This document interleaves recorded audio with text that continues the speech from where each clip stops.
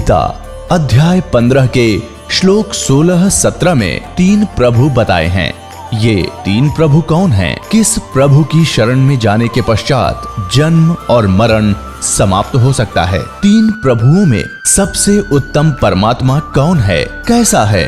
उसका क्या नाम है? इन सभी गूढ़ रहस्यों को जानने के लिए अवश्य सुनिए जगत गुरु तत्वदर्शी संत रामपाल जी महाराज के अमृत वचन। दर्शकों, जीवन की कठिनाइयों और परेशानियों से तो आज हर मानव परेशान है। खासकर एक परिवार के पिता का दुख तो बस वही जान सकता है। अगर उनके सामने ही उनके बच्चों पर मृत्यु का कहर सवार हो जाए तो काफी दुख दर्द का सामना करना पड़ता है। अगर इसी बीच उन्हें पूर्ण परमात्मा समर्थ शक्ति का सहारा मिल जाए तो उसकी परेशानियां फिर भगवान हवाले हो जाती हैं। कुछ ऐसी ही जीवन कहानी है छत्तीसगढ़ के ईशुराम साहू जी की। 30 दिसंबर 2017 बना इनके जीवन को बदल देने वाला दिन, जिस दिन इन्हें प्राप्त हुई उस समर्थ शक्ति की शरण जिसके हवाले इन्होंने भी अपनी जीवन की चिंताएं छोड़ दी। आप सुनकर हैरान हो जाएंगे कि उस समर्थ शक्ति ने इनके मृत हो चुके लड़के को जीवित कर दिया। इनकी माताजी की बवासीर की समस्या पूर्णतः ठीक कर दी, पिताजी की जीवन रक्षा की और इनकी नशे की बुरी आदत भी छुड़वा दी। ये सब लाभ आज के समय में किसी चमत्कार से कम नहीं है। आपको बता दें कि ये सर्व लाभ ईशुराम जी को उनके गुरुदेव तत्वदर्शी संत रामपाल जी महाराज जी की असीम दया से ही संभव हो पाए। सुनिए ईशुराम जी के चमत्कार भरे जीवन की सच्ची कहानी उन्हीं की जुबानी। सर नमस्कार। नमस्कार सर जी। सर क्या नाम है आपका? सर मेरा नाम ईशुराम साहू है। सर कहाँ से आए हैं आप? सर मैं ग्राम केसला, पोस्ट अर्जुनी, तहसील डोंगरगांव, जिला राजनांदगांव, छत्तीसगढ़ से आया हूँ जी। सर संत रामपाल जी महाराज से नाम दीक्षा कब लिया आपने? सर संत रामपाल जी महाराज जी से मैंने नाम दीक्षा 30 दिसंबर 2017 को ली जी। सर संत रामपाल जी महाराज से नाम दीक्षा क्यों लिया आपने? सर संत रामपाल जी महाराज जी से नाम दीक्षा लेने के बाद मुझे सबसे बड़ा लाभ यह हुआ कि मेरे बच्चे को परमात्मा ने जीवन दान दिया है। संत रामपाल जी महाराज जी ने, संत रामपाल जी महाराज जी से मेरे पापा जी ने पहले ही नाम दीक्षा ले रखी थी सन 2013 में, तो उनसे काफ़ी सुना था मैंने संत रामपाल जी महाराज जी के बारे में कि वे परमात्मा के स्वरूप हैं, आए हुए हैं। एक दिन क्या हुआ सर जी, जब मैं बाहर से आया घर पे तो बच्चे को बहुत ज़्यादा तेज़ बुखार था। फिर बच्चा रो रहा था बहुत ज़्यादा। फिर बच्चे को मैंने गोद में ले लिया और देखा कि इसको तो बहुत ज़्यादा तेज़ बुखार है। फिर गोदी में रखा था और थोड़ी देर बाद बच्चा हाथ पाँव कैसे झटका मारने लगा। फिर इसका जो हार्ट बीट था वो बिल्कुल बंद हो गया अचानक ही। मैंने हाथ से छू कर देखा और कान में भी लगा कर देखा तो बच्चा समझ लो पूरा डेड हो गया, ख़त्म हो गया था बच्चा। फिर मैंने सोचा, एकदम घबरा गया कि अब मैं क्या करूं परमात्मा। हे संत रामपाल जी महाराज, आपके बारे में बहुत सुना हूं परमात्मा कि आप मरे हुए को भी जीवन दान दे देते हो। तो मैंने संत रामपाल जी महाराज जी के जो दरबार साहिब है हमारे घर में, वहाँ पर जाके दंडवत प्रणाम किया मालिक को, संत रामपाल जी महाराज को। और जो अमृत जल जो होता है मालिक के आश्रम से जो मिलता है अमृत जल, हमें वो जल बच्चे को पिलाया। जैसे ही सर जी मैंने दंडवत प्रणाम किया वैसे ही देखा कि बच्चे के शरीर में थोड़ी हलचल पैदा हुई। तो फिर हाथ से छू कर देखा धड़कन को बच्चे के, तो धड़कन स्टार्ट हो गई भगत जी और बच्चे को नया जीवन दान मिल गया परमात्मा की कृपा से, संत रामपाल जी महाराज की कृपा से। और उसी दिन मैंने प्रण कर लिया कि आज के आज ही मैं जाकर संत रामपाल जी महाराज जी से नाम दीक्षा लूँगा और अपने जीवन का कल्याण करूँगा। और मेरी पत्नी ने भी परमात्मा के सत्संग को देखकर, उनके ज्ञान को समझकर और परमात्मा के चमत्कार को देखकर आज ही नामदान ले लिया है उसने भी। संत रामपाल जी महाराज से नाम दीक्षा लेने से आपको और क्या लाभ मिले? सबसे पहला लाभ यही हो गया कि मेरे बच्चे को संत रामपाल जी महाराज जी ने जीवित कर दिया परमात्मा ने। और दूसरा लाभ यह है कि मेरी माता जी, जिन्होंने अभी 3 महीने पहले ही नामदान ले रखा है, उनको बवासीर की बीमारी थी और वैद्य जी से उन्होंने 2 रिंग ले रखी थी बवासीर के लिए, उंगली में पहन रखी थी। और वैद्य जी ने भांटा की सब्जी वगैरह खाने से भी मना किया था।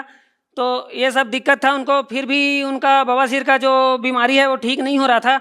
और जैसे ही संत रामपाल जी महाराज जी से नाम दीक्षा लिया उसी दिन से सर जी माता जी को पूरा आराम है और वो सब निकाल दिया जो रिंग विंग पहनी थी, और अभी मस्त स्वस्थ है।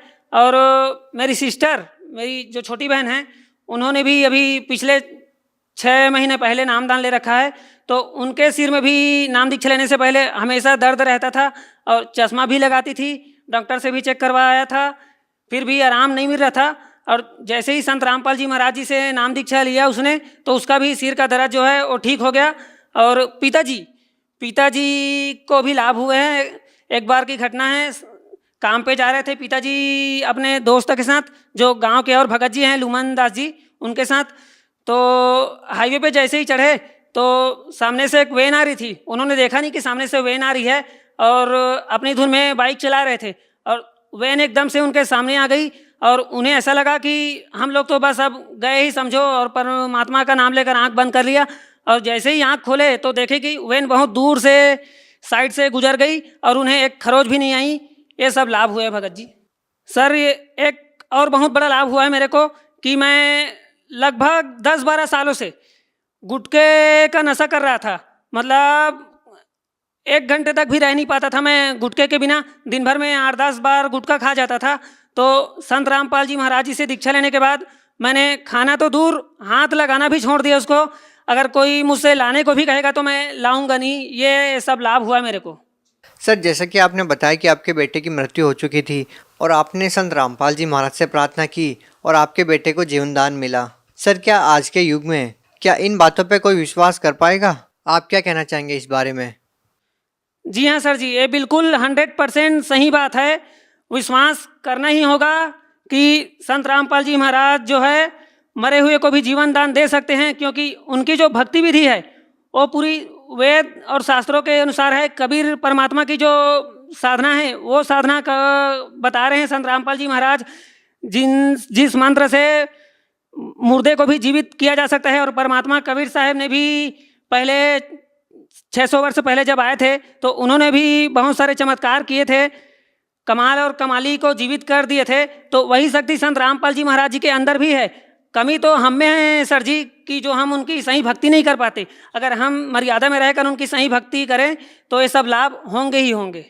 सर, जैसे कि मैंने आपको बताया कि परमात्मा संत रामपाल जी महाराज जी ने मेरे बच्चे को जीवन दान दे दिया, और पिताजी को भी सड़क में दुर्घटना से बचा लिया, और मेरी जो बहन है उनका भी सिर दर्द ठीक हो गया नामदान लेने के बाद, और माताजी का जो बवासीर का रोग था वो भी ठीक हो गया, और आर्थिक स्थिति जो पहले वीक थी नामदान लेने से पहले, अब परमात्मा ने ऐसा ज्ञान दे दिया है कि संत रामपाल जी महाराज जी से नाम लेने के बाद मेरा नशा छूट गया, और आध्यात्मिक लाभ मिला, और आर्थिक लाभ भी मिला, और मन की शांति मिली।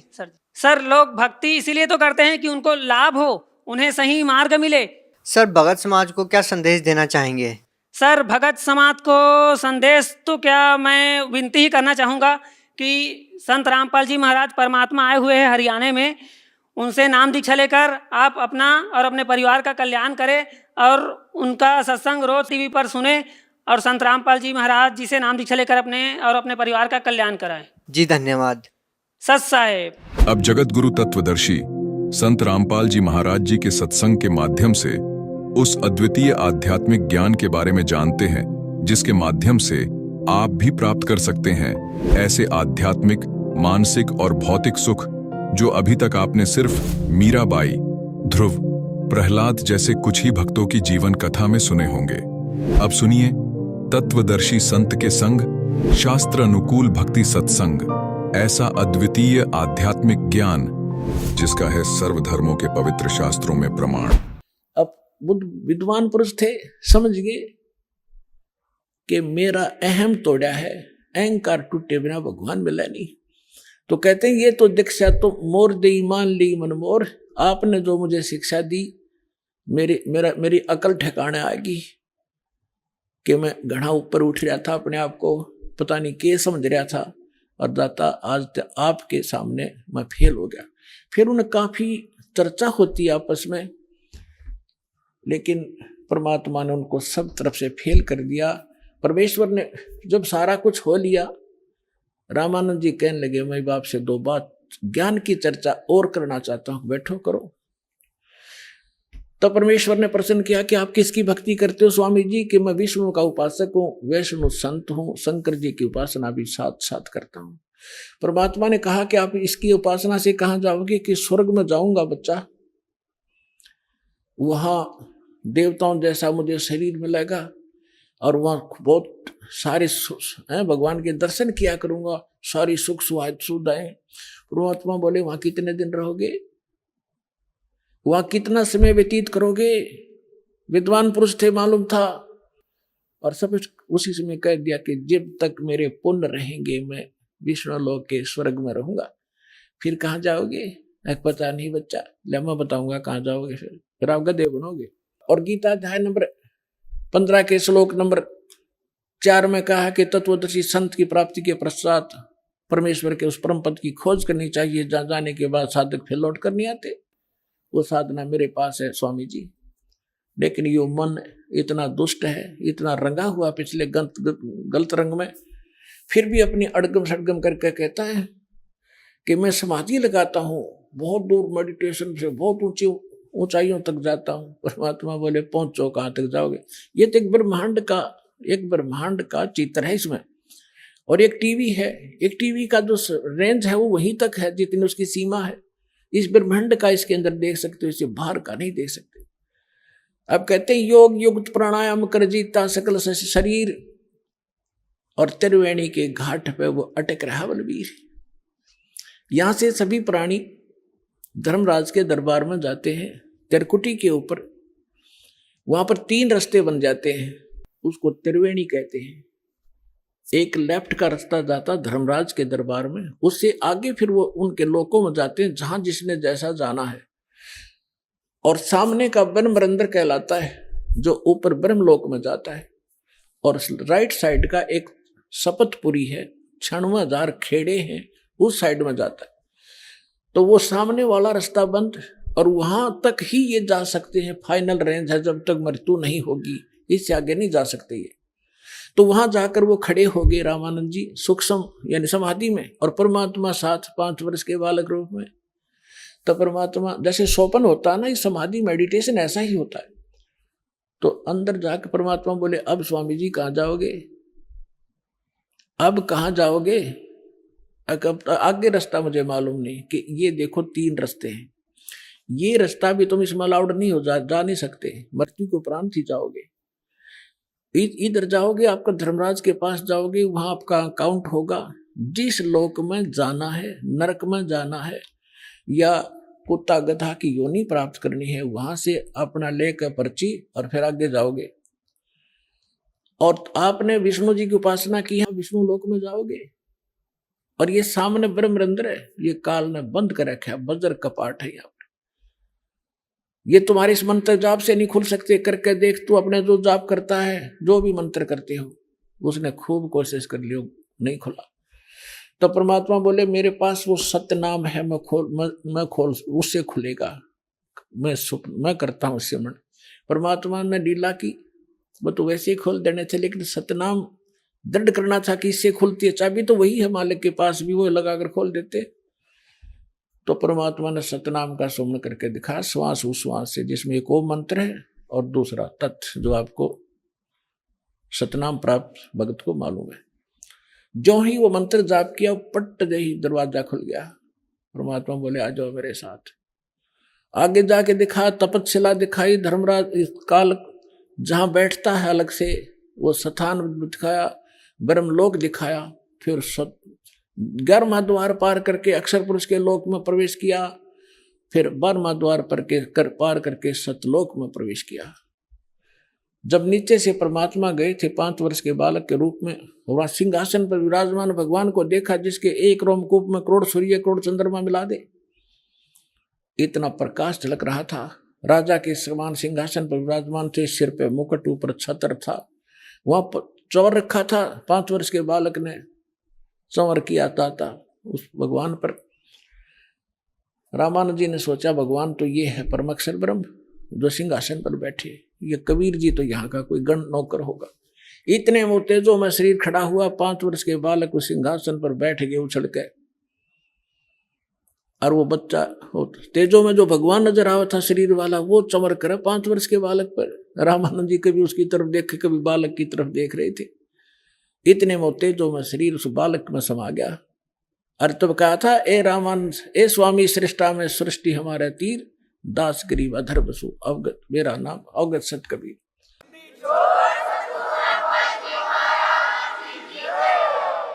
अब उसी समय परमात्मा ने कहा कि अब चलो वापस, बस इतना ही काम था।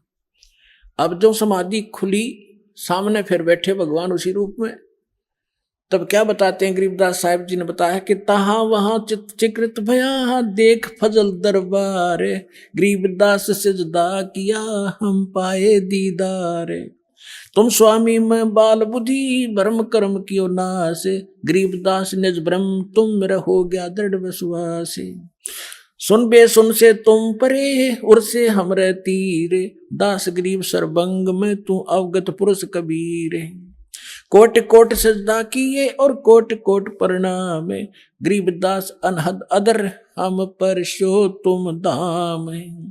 बोलत रामानंद जी सुनो कबीर करतार, गरीबदास सब रूप के तुम ही सर्जनहार। तुम साहेब तुम संत हो, तुम सतगुर तुम हंस, गरीबदास तेरे रूप बिना और न दूजा अंश। मैं भगता मुक्ता भया और कर्म भरम कियो नासे, गरीबदास अवगत मिले या मिटगी मन की बासे। दोहू ठौर है एक तू भया एक से दो, गरीबदास हम कारण तुम आए हो मगजो।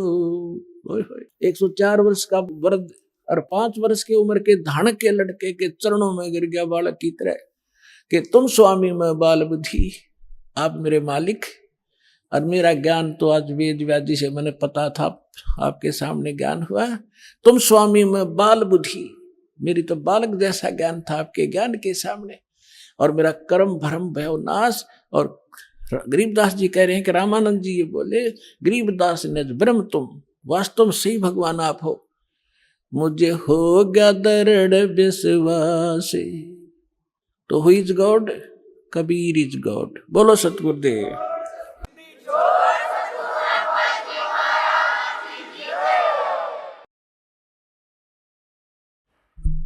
परम पिता परमात्मा पूर्ण ब्रह्म सर्व सृष्टि रचनार, कबीर देव कबीर साहिब कबीर परमेश्वर जी की असीम रजा से आप सभी परमेश्वर की प्यारी आत्माएं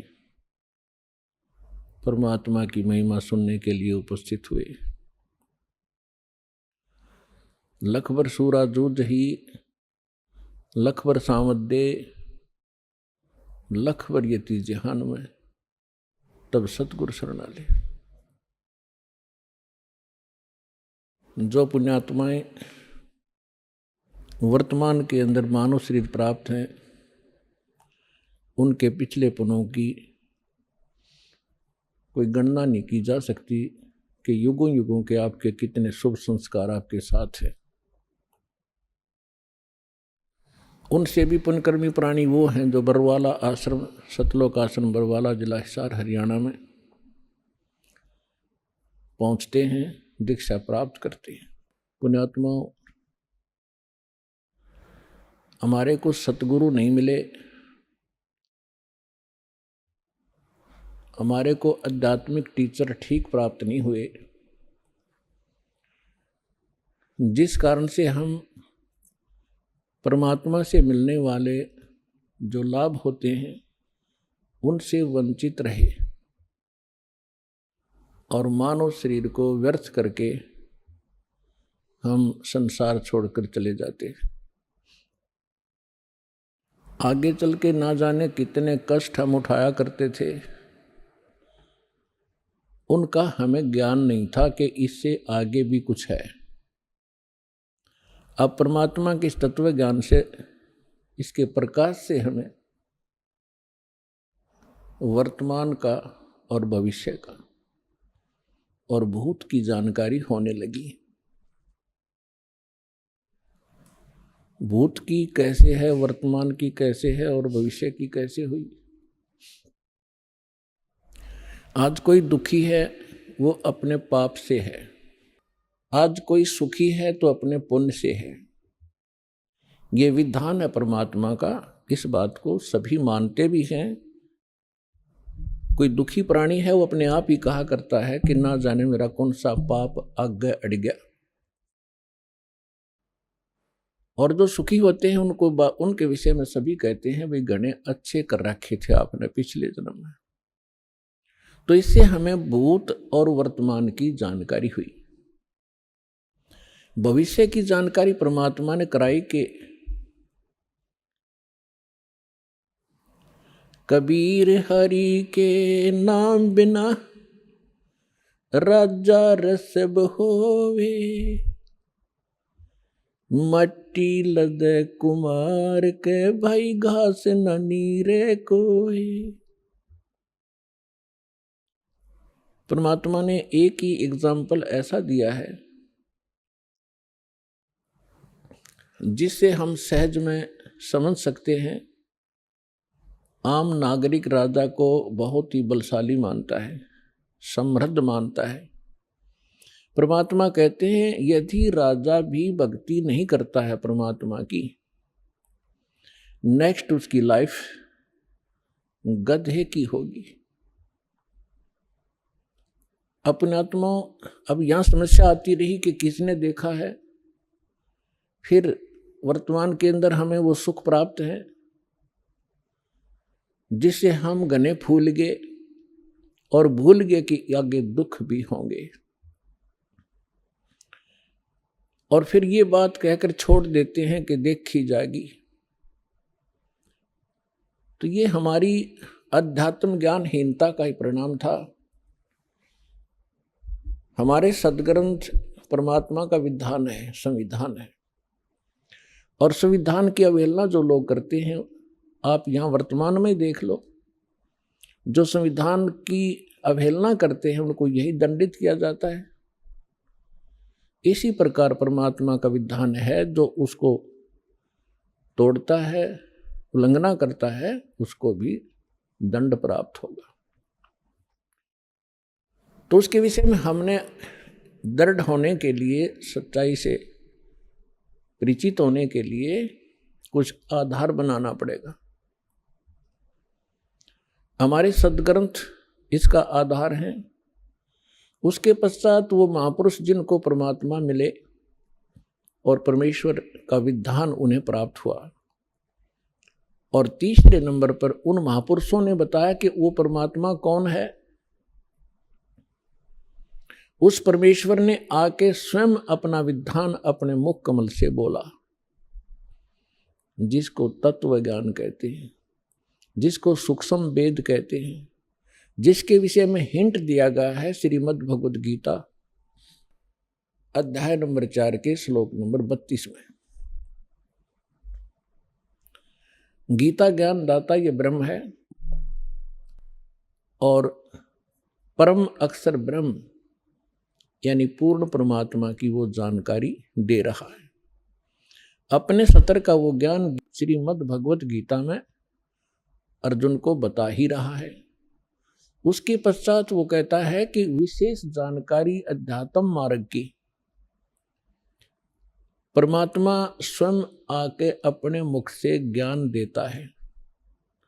उस परमात्मा के मुख से उच्चरित वाणी को तत्व ज्ञान कहते हैं। उसके अंदर धार्मिक यज्ञों की, धार्मिक अनुष्ठानों की जानकारी विस्तार से कही गई है। और चौथे अध्याय के 34वें श्लोक में गीता ज्ञानदाता कहता है कि उस तत्व ज्ञान को तू तत्वदर्शी संतों के पास जाकर समझ। उनको दंडवत प्रणाम करने से, कपट छोड़कर उनकी सेवा करने से वो तत्वदर्शी संत तुझे परमात्म तत्व की जानकारी तथा तत्व ज्ञान का उपदेश करेंगे।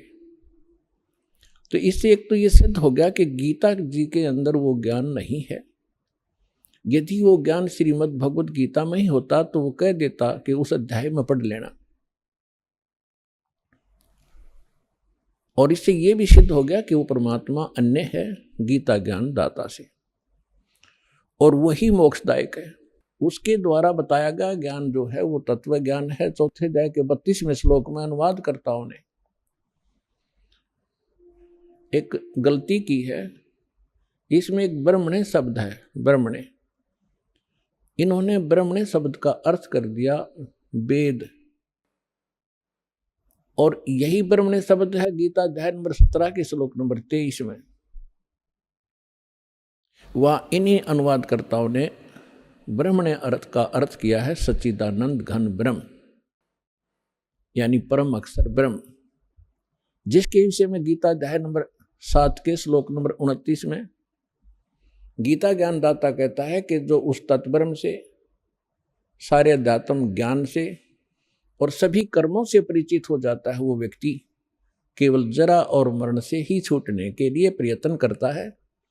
यानी जरा माने वृद्धावस्था का कष्ट, मरण माने मृत्यु, अर्थात जो यहाँ से जन्म मरण के कष्ट से छूटने के लिए साधना करता है, संसार की कुछ इच्छा नहीं रखता है, वो उस तत्ब्रह्म से परिचित हो चुका है, सारे अध्यात्म ज्ञान से परिचित है और सभी कर्मों से परिचित है। अर्जुन ने 8वें अध्याय के प्रथम मंत्र में पूछा, फिर वो किम तत्ब्रह्म, वो तत्ब्रह्म क्या है? गीता ज्ञानदाता ने 8वें अध्याय के 3 श्लोक में बताया कि वो परम अक्षर ब्रह्म है, यानी गीता ज्ञानदाता से अन्य है वो। तो हमने अपने इस अध्यात्म मार्ग में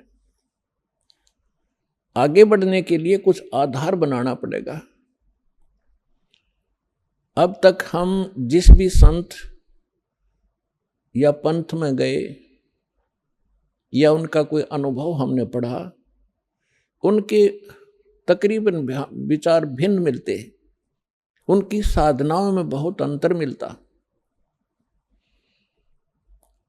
तो गीता अध्याय नंबर 2 के श्लोक नंबर 53 में कहा कि अर्जुन, जिस समय तेरी बुद्धि भ्रमित करने वाले भिन्न भिन्न प्रकार के वचनों से हटकर एक परमात्म ज्ञान पर स्थिर हो जाएगी, तब तू योगी बनेगा। योगी माने भक्त।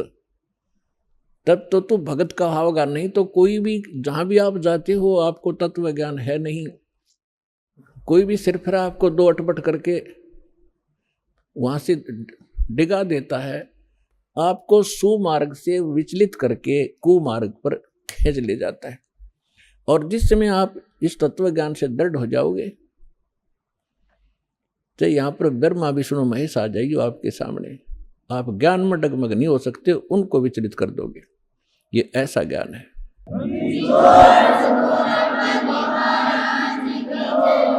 और तभी हम अपनी मंजिल पर पहुंचेंगे। रास्ते में ना जाने कितने ठग मिलते हैं भ्रमित करने वाले, तो फिर हम भ्रमित नहीं होंगे तो हम सुमार्ग पर अपने घर पहुंच जाएंगे, सतलोक चले जाएंगे, सदा हम सुखी हो जाएंगे जहां से हम आए हुए हैं। अभी तक हमें यही नहीं मालूम था हम आए कहां से हैं, हम यहाँ जन्म और मर क्यों रहे हैं। सारा जीवन हम डिवोट कर देते हैं अपने कोठी और बंगले बनाने में, अपने बच्चों के साथ प्रेम में रहने के लिए। और एक सेकंड में ना बच्चे रहते हैं, ना वो कोठी रहती है, ना वो बैंक बैलेंस साथ जाता है। साथ जाते हैं वो कर्म पाप के जो सारे जीवन में इकट्ठे करी और भक्ति करी नहीं, नेक्स्ट जीवन उसका बहुत बुरा होगा। तो हमें परमात्मा के ज्ञान से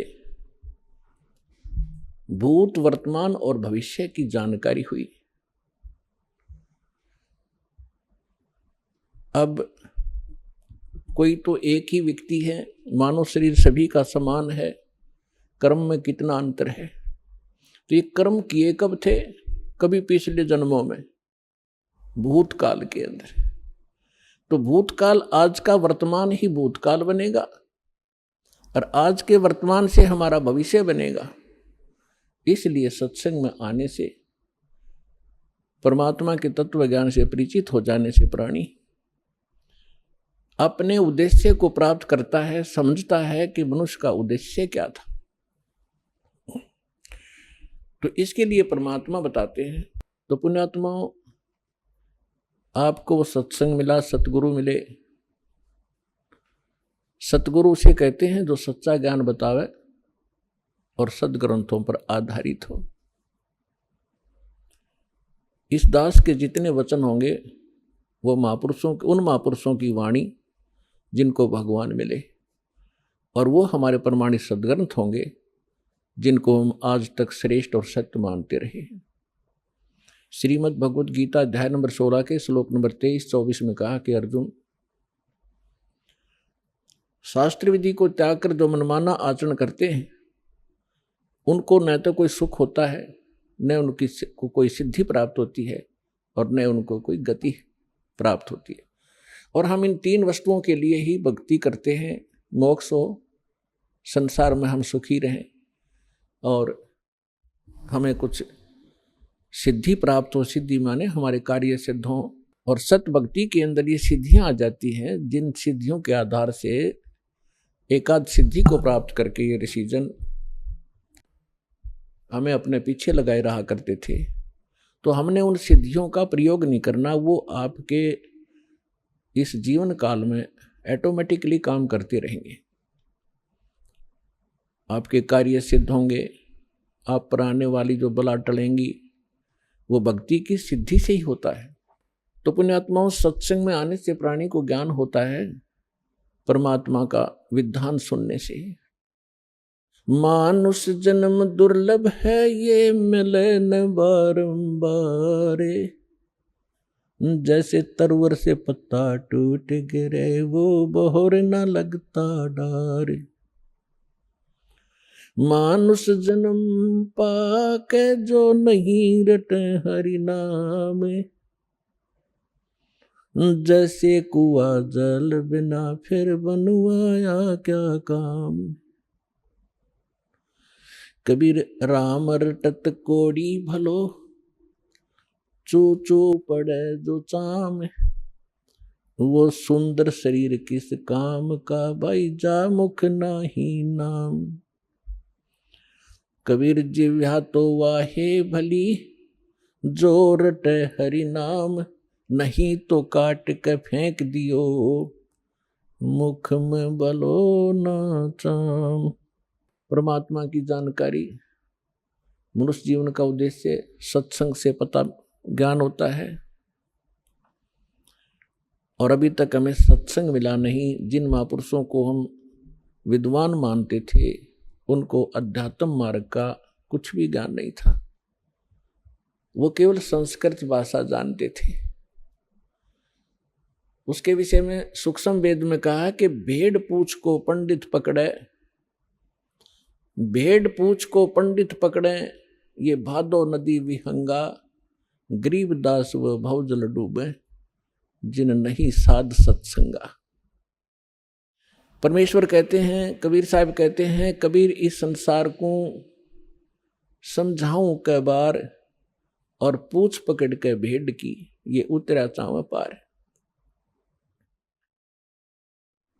जैसे भादों के अंदर बहुत वर्षा हुआ करती है, दरिया अपने फुल स्विम पर बहकर चलती है, किनारों को छूता हुआ जल बहता, भयंकर जल चलता है, तेज बहाव होता है। उस दरिया को पार करने के लिए यदि कोई ये कहे कि भेड़ की पूंछ पकड़ दे, ये तुझे परले पार कर देगी, और उस व्यक्ति को जान के कोई भेड़ की पूंछ पकड़ कर दरिया में चले जाता है, तो अंडरस्टूड है उसके साथ के बनेगी। तो यहां परमात्मा कहते हैं, कबीर इस संसार ने समझाऊं कै बार, और पूछ पकड़ के भेड़ की, ये उतरा चाव पार। इसी बात को आदरणीय गरीबदास साहिब जी जो परमात्मा से परिचित हुए, सचखंड देखा, सतलोक गए, फिर वापस आए, परमात्मा से प्राप्त उस तत्व ज्ञान के आधार से कहते हैं कि भेड़ पूछ को पंडित पकड़े, ये भादो नदी विहंगा, गरीबदास व भवजल डूबे, जिन नहीं साध सत्संगा। जिनको संत का सत्संग नहीं मिला वो इस भौजल रूपी दरिया के अंदर डूब जाते हैं। और जो साधनाएं आप कर रहे थे वो भेड़ की पूंछ पकड़ा रखी थी, श्राद्ध निकाल दो, 13वीं कर लो, फिर फूल चुग लो, इससे काम लगा रखे थे हम। भक्ति के तो आसपास भी नहीं पहुंचे थे, कहीं नामो निशान नहीं था भक्ति का। फिर कोई ज्यादा ही श्रेष्ठ समझते थे, हरे राम हरे कृष्ण सीताराम राधे श्याम राधे राधे श्याम मिला दे, ये गीत गाते रहे। इससे भी कोई ज्यादा ऊंचे उठे, वो कहते हैं ओम नाम सबसे बड़ा, इससे बड़ा ना कोई, ओम नाम का जाप करे शुद्धात्मा होए। तो ये अधूरा ज्ञान था, यह भेड़ की पूंछ थी। हमने जाना है सत्यलोक में जहां हम पहले रहा करते थे, और जहां हमें सर्व सुख प्राप्त होगा, जिसकी खोज हम यहां कर रहे हैं इस गंदे लोक में। इस पृथ्वी पर और काल ब्रह्म जिसका ओम नाम है, ये ब्रह्म है। इससे ऊपर दो शक्तियां और हैं ब्रह्म से ऊपर, एक पर ब्रह्म, एक परम अक्षर ब्रह्म। इन्हीं को अन्य शब्दों में कहते हैं, जैसे ब्रह्म को कहते हैं सरपुरुष या सरब्रह्म। श्रीमद् भगवद गीता अध्याय नंबर 15 के श्लोक 16 और 17 में इन तीन पुरुषों की, तीन प्रभुओं की जानकारी है। हमारे जो गुरु थे, हमारे ऋषि महर्षि थे, ये हमारे सदग्रंथों अपने सिलेबस से परिचित नहीं थे, ये खाक टीचर थे। जो टीचर अपने सिलेबस से परिचित नहीं है वो टीचर नहीं है, वो लोक वेद सुनाया करते थे। और जिस आधार से हमने, हमारे पूर्वजों ने जीवन नाश कर दिए, आज वो पशु पक्षी भूत योनियों में भोग रहे हैं। और अब उनको राहत दिलाने के लिए कहते हैं श्राद्ध निकाल दो, फलान कर दो। अब वो मनमाना गधा बन रहा हो और यहाँ उसके श्राद्ध निकाल रहे। ये कोई बात हुई? हम शाने नहीं थे, हमें ज्ञान नहीं था, तो परमात्मा ने दया बख्शी है, आपको शिक्षित किया, और शिक्षित करके फिर दास को इस ज्ञान से युक्त किया। उससे पहले आपके लिए ये इंस्ट्रूमेंट बनवाए ताकि ये बच्चे घर बैठे समझ सकें, सदग्रंथों को रूबरू कर किया जाए। अभी तक हम शिक्षित ना होने से एक सिरफरा 4 वाणी 4 श्लोक गीता या वेद के घोट लेता, हम उसके मुंह की तरफ देखते रहते, बड़ा विद्वान है, वाह भाई वाह, बड़े संस्कार जानता है। भाषा का जानना अलग चीज है, अध्यात्म का जानना ये विशेष ज्ञान है। तो जो प्रसंग चल रहा था कि जब तक हम अपने सदग्रंथों से परिचित नहीं होंगे तब तक हमें विश्वास नहीं होगा कि सचमुच हम जो सुना करते थे वो सत्य था या असत्य था। क्योंकि आज हम शिक्षित हैं, सदग्रंथ हमारे पास हैं, जिनके ऊपर आज तक हम लाखों वर्षों से आधारित रहे हैं, और आज वही हमें क्या संदेश दे रहे हैं तो एक मिनट में समझ जाओगे, क्योंकि परमात्मा ने आपको शिक्षित बनाया है। तो यहां समस्या हमारे सामने यही अड़ी रही कि हम स्वयं परमात्मा के ज्ञान से परिचित ना होने से ऐसे ही भटकते रहे, किसी ने जो मार्ग दिया उसी को हम जाप करने लगे। तो यहाँ 3 पुरुष हैं, एक सरपुरुष, सरब्रह्म भी कहते हैं इसी को, दूसरे शब्दों में इसको ईश कहते हैं। ईश, ईश्वर, परमेश्वर, ये 3 अलग अलग प्रभुओं की जानकारी है। ब्रह्म, परब्रह्म, परम अक्षर ब्रह्म, इन्हीं को अन्य शब्दों में सरपुरुष, अक्षर पुरुष, परम अक्षर पुरुष या परम अक्षर ब्रह्म कहो। जो तीसरे नंबर का परमात्मा है वो है सबके लिए पूज्य इष्ट रूप में। और बाकी जितने भी ये प्रभु हैं, स्वामी हैं, पहले आपको थोड़ा सा डेफिनेशन ऑफ गॉड बताएंगे कि परमात्मा की परिभाषा क्या है। हम जैसे गणेश जी को भी देव कहते हैं, गणेश देव, ब्रह्मा जी को भी हम भगवान कहते हैं, विष्णु जी को भी भगवान कहते हैं, शंकर जी को भी हम देव कहते हैं, महादेव कहते हैं, और देवी, फिर ब्रह्म को भी हम भगवान कहते हैं, जिसको निराकार निर्गुण कहा करते थे हमारे गुरु।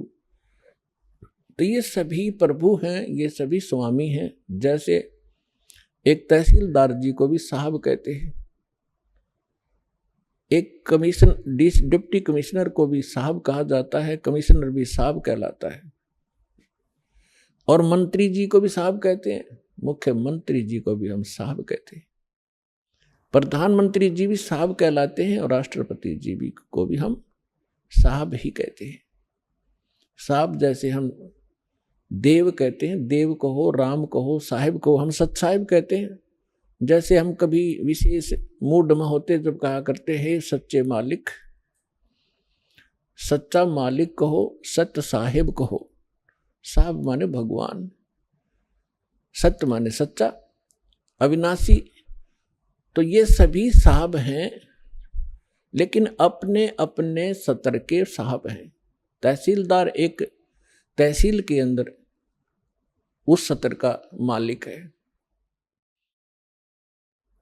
और इसी प्रकार अन्य जानो मंत्री अपने एक स्टेट के अंदर एक विभाग का स्वामी है, मालिक है, साहब है।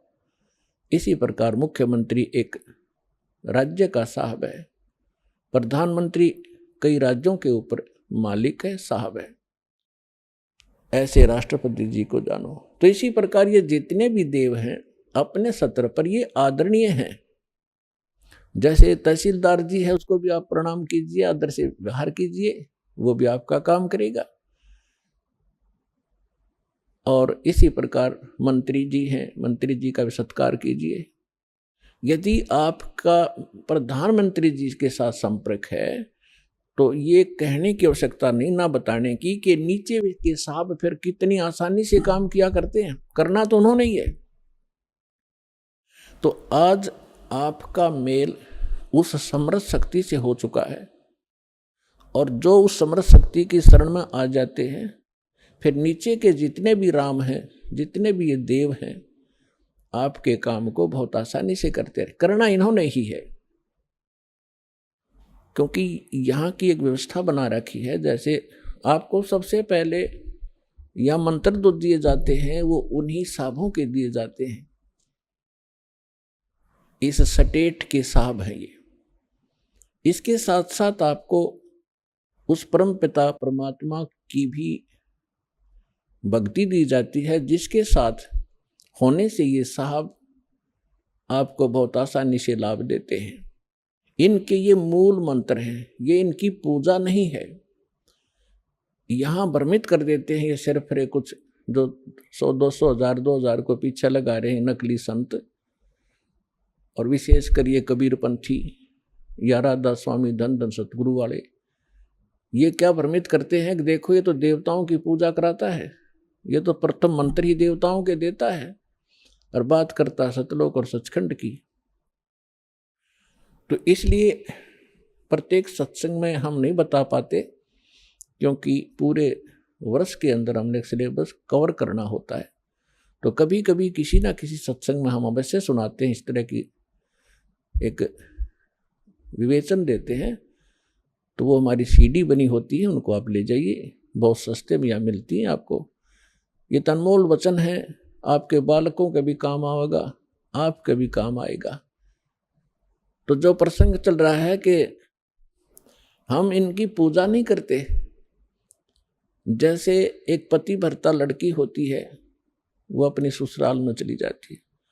पति भर्ता के गुण ये होते हैं कि वो अपने पति के अतिरिक्त अन्य किसी भी पुरुष में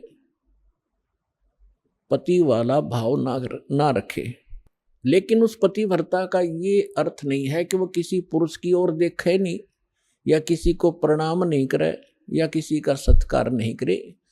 ये भी उस पति भर्ता के अंदर एक गुण होते हैं। आय का आदर करे, जैसे जेठ है, जेठानी है, ससुर है, सास है, छोटी बड़ी ननंद है, देवर हैं, उन सब का यथोचित आदर करे, उनके सत्कार करे, उनका काम करे। बर्तन धोने हैं, रोटी पानी है और कोई 100 काम करने हैं, तो उनको यथोचित सत्कार करे, मृदु भाषा प्रयोग करे, तो वो पतिव्रता सही है। और दूसरे शब्दों में वो पतिव्रता ठीक है, अपने पति के अतिरिक्त अन्य से 16 माथे ना बोले तो वह पतिव्रता नहीं, वह कड़ियारी है, क्योंकि वो सारे घर में झगड़ा करवा देगी। तो इसलिए हम भगत भी तभी होंगे और पतिव्रता पद पर तभी चलेंगे जब हम सभी जितनी भी शक्तियां हैं उनका यथोचित आदर करेंगे। तो वो पतिव्रता पत्नी जब लड़की अपने सह परिवार में रहती है, ज्वाइंट फैमिली में, तो तब तक वो इतना अच्छा व्यवहार करती है, सबके साथ मेल रखती है, देवर के बच्चों को भी अपने जैसा समझती है, जेठ के बच्चों को भी अपने जैसा समझती है। उनको ऐसा नहीं लगता कि जैसे हम पराये से हों। लेकिन उसका जो भाव है अंदर से वो अपने पति के साथ होता है, और उसका पता उसको तब चलेगा जब वो डिवाइड होंगे, भिन्न भिन्न होंगे भाई, तो तब पता चलेगा उसकी आस्था किसमें थी। अपने हिस्से के सारे कटोरी गिलास चम्मच तक उठा ले जाएगी, अपने मकान में धर लेगी, एक चम्मच भी ना छोड़ा दूसरों की ओर, और अपने पति के साथ चली जाती है। तो उस समय उस पतिव्रता का पता चला वह पूजा किसकी करे थी। तो इसी प्रकार हम यहाँ एक सह परिवार है हमारा, ये ब्रह्मा विष्णु महेश ये देव हैं और यहाँ के अधिकारी हैं, ये एक विभागीय मिनिस्टर हैं इस एक ब्रह्मांड के अंदर। ब्रह्मा जी रजोगुण विभाग के, विष्णु जी सतोगुण विभाग के और शंकर जी तमोगुण विभाग के। और इन अन्य जो देव हैं जैसे गणेश जी हैं, दुर्गा जी है, इनके भी हमारे इस अध्यात्म मार्ग में बहुत सहयोग है। अभी आपने सुने जगत गुरु तत्वदर्शी संत रामपाल जी महाराज के मंगलमय सत्संग प्रवचन।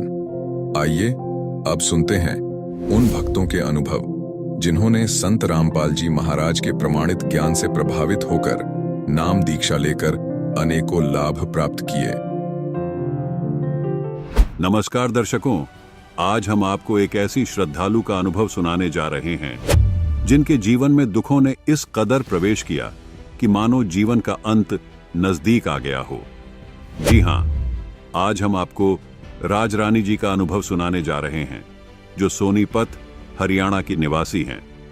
राजरानी जी ने हिंदू धर्म की ऐसी कोई भी भक्ति साधना नहीं छोड़ी जो उन्होंने ना की हो, परंतु सभी उपाय विफल रहे।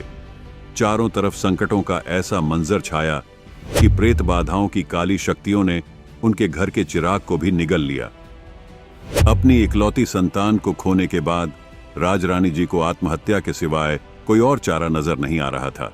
जब राजरानी जी ने संत रामपाल जी महाराज से नाम दीक्षा ली तो उन्हें वे सभी सुख प्राप्त हुए जिनकी उन्होंने कभी कल्पना भी नहीं की थी। आइए अब सुनते हैं राजरानी जी की जुबानी उनके जीवन की यह प्रेरणादायक कहानी। नमस्कार जी।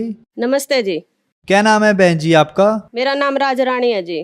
बहन जी आप कहाँ से आई हैं? मैं गली नंबर 7 शिव कॉलोनी देवड़ू रोड से आई हूँ जी, सोनीपत। बहन जी संत रामपाल जी महाराज से नाम दीक्षा आपने कब ली? जी मैंने संत रामपाल जी महाराज से नाम दीक्षा 2013 में ली। बहन जी संत रामपाल जी महाराज से नाम दीक्षा लेने से पहले क्या आप कोई भक्ति साधना भी करती थी? हाँ जी सर, मैं ये राजस्थान में एक बाबा मोहन राम है काफी मशहूर, वहाँ पे मैं बचपन से ही जाती थी जब से मैंने होश संभाला था। तो फिर आप संत रामपाल जी महाराज की शरण में कैसे आई? जी मैं संत रामपाल जी महाराज की शरण में ऐसे आई कि मेरे जो घरवाला था उसको काफ़ी धार्मिक चीज़ें देखने का शौक था, वो टीवी पे सत्संग वगैरह ही सुनता था। तो एक दिन ड्यूटी से आए वो और ऐसे ही टीवी के चैनल बदल रहे थे और संत रामपाल जी महाराज का सत्संग लग गया।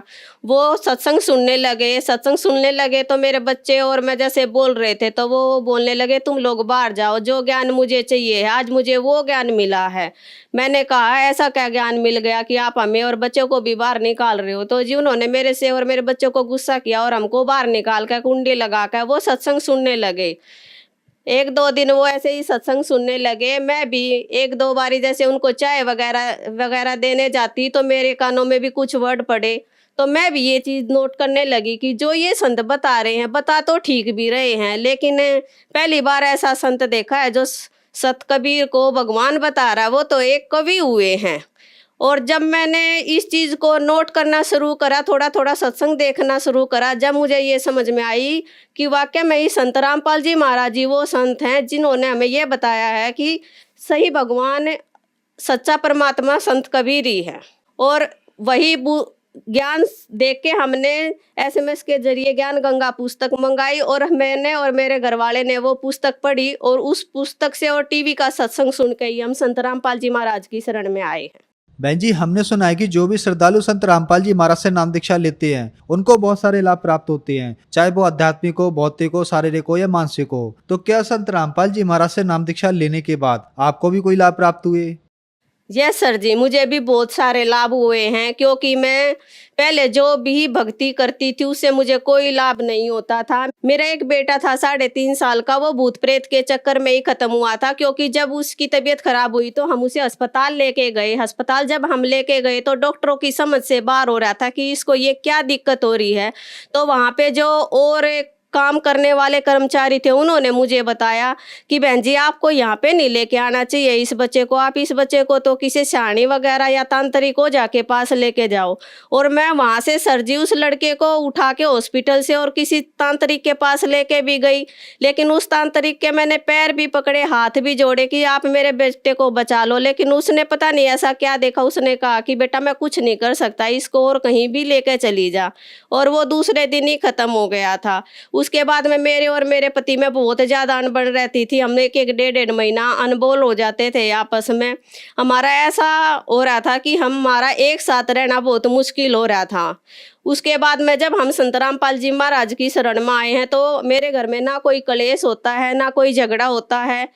मैं जैसे बहुत ज़्यादा बीमार रहती थी। मेरा लड़का ख़त्म होने के बाद में मेरे 1-2 अबॉर्शन हुए थे, वो मशीन से हुए थे, तो मेरे पेट में ऐसे दर्द रहता था जैसे आग में जलन होती है। तो मैं अपने हस्बैंड को बोलती थी कि मेरी उम्र बहुत कम है, क्योंकि किसी दिन भी आकर मैं कुछ भी कर लूँगी, आखिर मैं कब तक जीऊँगी ऐसे ही। तो मैं ऐसे ही करते करते मतलब परमात्मा की शरण में आ गई, संत रामपाल जी महाराज की शरण में आ गई। और मैं ऐसे ही जैसे ही जब जोत लगाती संत रामपाल जी महाराज के चरणों में प्रणाम करती तो मैं यही बोलती थी, हे गुरुजी मुझे ठीक कर दो, हे संत रामपाल जी मुझे ठीक कर दो। ऐसे ही करते करते मुझे 1 साल के करीब हो गया था, जब एक दिन मुझे सपने में आया कि मेरे गुरुजी संत रामपाल जी महाराज मुझे पता नहीं कहाँ ऊपर उड़ा के लेके जा रहे हैं और मेरे से कह रहे बेटा तू जोत लगाती है जब क्या बोलती है, जोत लगाती है जब क्या बोलती है। मैंने कहा कि संत रामपाल जी महाराज जो मुझे कष्ट है मैं अपना कष्ट आपको बताती हूँ, और मुझे पता है कि मेरी उम्र बहुत कम है, मैं जी नहीं सकती, मेरे बच्चों को कौन पालेगा। तब मेरे परमात्मा ने कहा, संत रामपाल जी ने मुझे कहा देख बेटा आ जा, चल तुझे मैं क्या दिखाता हूँ। मैं कहा गुरुजी क्या दिखाओगे। तब संत रामपाल जी महाराज ने कहा कि बेटा जो तू बात कह रही है ना वो तो कब की सच हो चुकी है। मैंने कहा कि संत रामपाल जी महाराज क्या सच हो चुकी है। तब मुझे गुरुजी ने दिखाया कि जैसे मेरे घर में ही बहुत सारे आदमी इकट्ठे हो रहे हैं और एक बॉडी बीच में लेटा रखी है। मैंने कहा गुरुजी आप मुझे ये क्या दिखाने के लिए लेके आए हो। जब संत रामपाल जी महाराज ने कहा कि बेटा अगर मैं तुझे वैसे बोलता ना तो तुझे विश्वास नहीं होता, इसलिए मैं तुझे अपने आंखों से दिखाने के लिए लेके आया हूँ। अभी इस बॉडी का मुंह उगाड़ेंगे, जब तू देखना कि ये कौन है। और जब उस बॉडी का मुंह उगाड़ा तो वो मैं ही थी। और मैंने जब वो देखा कि मैं ये मर चुकी हूँ, मैं तो ये, और मुझे मेरे बच्चे भी दिखाई दे रहे, मेरे रिश्तेदार दिखाई दे रहे, मेरे बच्चे रो रहे हैं, मेरी मम्मी चली गई हमें छोड़ के, मेरी मम्मी चली गई छोड़ के। तब मैंने संत रामपाल जी महाराज से कहा कि संत रामपाल जी महाराज ये आपने मुझे क्या दिखा दिया। तब संत रामपाल जी महाराज ने कहा बेटा अगर मैं तुझे वैसे बोलता कि बेटा तुझे मैंने जीवन दान दिया है तो मेरी बातों पे शायद तू विश्वास नहीं करती, इसलिए मैंने तुझे अपने आँखों से दिखाया है। वो दिन है और आज मेरे शरीर में ना कोई दिक्कत है, ना मेरे घर में कोई परेशानी है, और आज मैं बिल्कुल सही हूँ। और मेरे जो रिश्तेदार ये बोलते थे कि रानी तू कभी ये भी कहती है कि ठीक है ठीक है, हमेशा यही कहती है मैं बीमार हूँ मैं बीमार हूँ। और आज वही मेरे रिश्तेदार ये कहते हैं किस रानी के शरीर में तो पता नहीं क्या डल गया, ये कैसे संत रामपाल जी महाराज की शरण में चली गई कि ये दिन रात काम करती रहती है, ये अब बैठती ही नहीं है। तो मैं तो यही कहूँगी कि संत रामपाल जी महाराज ने मुझे जीवन दान बख्शा है और आज मैं उन्हीं के दिए हुए सांसों के द्वारा जी रही हूँ। और जो पहले मेरे को एक एक रोटी के बारे में सोचना पड़ता था, मेरी आर्थिक स्थिति बहुत ज़्यादा कमज़ोर थी। मेरी दो बेटी हैं जो इतनी ज़्यादा बीमार रहती थी कि हम रोज़ डॉक्टरों के ही वहीं पे धक्के खाते रहते थे। जब से हमने संत रामपाल जी महाराज की शरण ग्रहण करी है, मेरे दोनों बच्चे बिल्कुल ठीक हैं। और मुझे 5 साल पहले हार्ट की परेशानी थी। मैंने पहले होली फैमिली हॉस्पिटल में दिखाया, फिर यहाँ सोनीपत में निदान हॉस्पिटल में दिखाया। निदान वाले डॉक्टर रमेश बत्रा ने मुझे कह दिया था कि आप जब तक जियोगे जब तक ये दवाई आपको खानी पड़ेगी, और मैं खाती भी थी। और मुझे आंखों से बिल्कुल धुंधला दिखता था। ये जो नारंग डॉक्टर हॉस्पिटल है सोनीपत में, उसने मुझसे कहा कि बेटा जैसे आप दिक्कत बता रहे हो ऐसे तो मुझे आपकी कुछ नहीं लगती। डॉक्टर भी हैरान हो रहे थे कि आपकी टेस्ट में तो ऐसा कुछ नहीं आ रहा जो आप परेशानी बता रहे हो। और एक मुझे पूरे शरीर में इतना ज़्यादा दर्द रहता था कि ना मैं सो सकती थी ना मैं लेट सकती थी। मैं रोती थी और अपने हस्बैंड को बोलती थी कि मुझे जहर का इंजेक्शन लगवा दो। इस परेशानी से मैं बहुत ज़्यादा दुखी हो गई हूँ। लेकिन जब मैं संत रामपाल जी महाराज की शरण में आई हूँ, उस दिन के बाद से ना तो मैं कोई हार्ट की दवाई खाती हूँ, और मैं कई सालों से जो चश्मा लगाए हुए थी ना मैं कोई चश्मा लगाती हूँ। और जो मेरे शरीर में जो भी दर्द था आज मुझे कोई भी दर्द नहीं है। और परमात्मा की दया से आज मैं शरीर से बिल्कुल संतुष्ट हूँ। और आर्थिक स्थिति जो हमारी बहुत ज़्यादा खराब थी उससे भी आज हम अपनी आर्थिक स्थिति से बहुत खुश हैं। और जो मेरी बेटी थी वो पहले काफ़ी पढ़ने में बहुत ज़्यादा कमज़ोर थी, और आज वही मेरी बेटी इतनी एक्टिव है कि 400 में से 399 नंबर लेके आई है। और मैडमों ने भी ये कहा है कि राजरानी जी आपकी बेटी तो इतनी कमज़ोर हमें लगती थी, लेकिन पढ़ने में ये तो पता नहीं ऐसा आप क्या कर रहे हो कि जो इतने अच्छे नंबर लेके आ रही है। और आज मेरी दोनों की दोनों बेटियां पढ़ने वगैरह में बहुत ज़्यादा एक्टिव हैं। और वो पहले इतनी ज़्यादा बीमार रहती थी कि हम हमेशा डॉक्टरों के ही धक्के खाते रहते थे। संत रामपाल जी महाराज की कृपा से आज हमारे घर परिवार में बिल्कुल सुख शांति है। आज हमारे घर में कोई दिक्कत नहीं है। मेरे घरवाला भी बहुत अच्छा है, मेरे बच्चे भी बहुत अच्छे हैं, और मैं भी अपने शरीर से बिल्कुल स्वस्थ हूँ। बहन जी, संत रामपाल जी महाराज से नाम दीक्षा लेने के बाद आपको लाभ ही लाभ मिले, तो जो श्रद्धालु आज आपको देख रहा है आप उन्हें क्या संदेश देना चाहेंगी? सर जी, मैं तो हाथ जोड़ कर विनती ही कर सकती हूँ कि आज दुख सबके घर में है, चाहे वो किसी प्रकार के भी हो, शारीरिक हो, मानसिक हो, आर्थिक स्थिति हो, हर कोई इंसान आज दुखी है। मैं तो हाथ जोड़ के यही प्रार्थना करूंगी कि संत रामपाल जी महाराज की शरण में आओ और अपने सभी कष्टों को दूर करो। और सबसे ज़्यादा जो हमारा कष्ट है वो है जन्म मरण का कष्ट। संत रामपाल जी महाराज हमें आज वो भक्ति दे रहे हैं जो हमें जन्म और मरण के चक्कर से छुटवाती है। मेरी हाथ जोड़ के सभी भाई भक्तों से यही विनती है कि संत रामपाल जी महाराज की शरण में आओ और अपना कल्याण कराओ। बहन जी, संत रामपाल जी महाराज की शरण में कैसे आ सकते हैं? संत रामपाल जी महाराज की शरण में टीवी और काफ़ी चैनलों पे हमारे संत रामपाल जी महाराज का सत्संग आता है। उसके नीचे एक पट्टी आती है, उसके ऊपर कुछ फ़ोन नंबर दिए गए हैं। उन फ़ोनों पे आप कांटेक्ट करके, आजकल तो हर जिले में हर स्टेट में संत रामपाल जी महाराज के नामदान क्षेत्र खुले हुए हैं।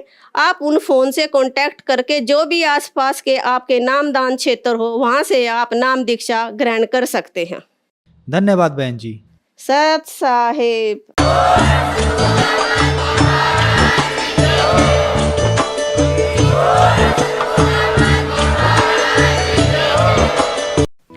आप सुन रहे थे जगत गुरु तत्वदर्शी संत रामपाल जी महाराज के मंगल प्रवचन।